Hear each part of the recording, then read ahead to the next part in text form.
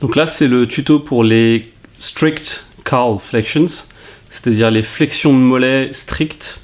L'idée, c'est de faire des flexions de mollets où le pied va descendre sous le niveau des orteils, puis remonter bien au-delà, et de maintenir cette contraction un certain temps, puis de redescendre et d'étirer le muscle un maximum quand le talon descend en dessous du niveau des orteils.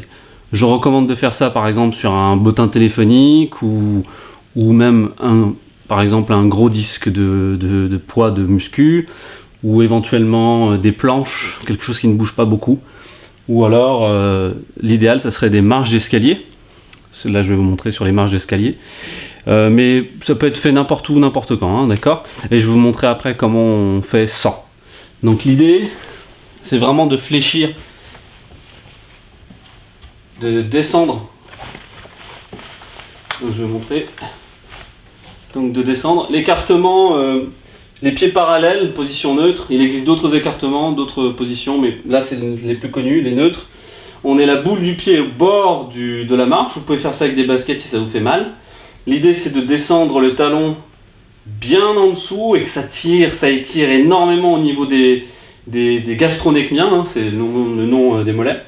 Puis de remonter le plus haut possible et on bloque et on contracte à fond pendant 1, 2, voire 3 secondes, puis on redescend.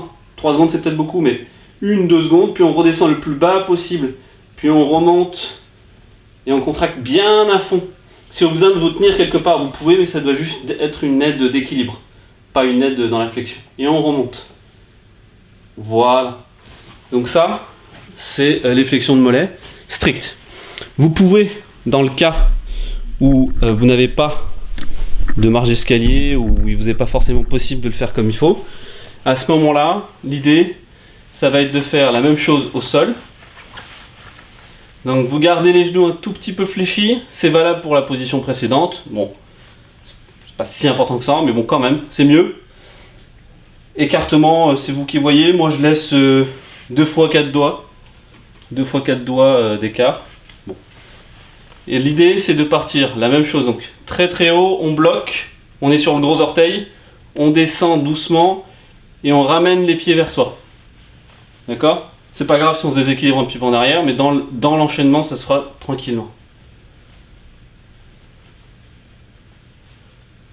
Et en plus, ça va travailler le muscle tibial qui est devant.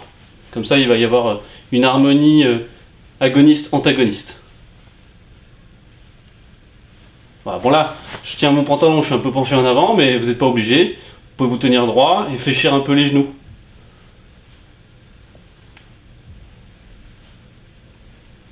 Voilà.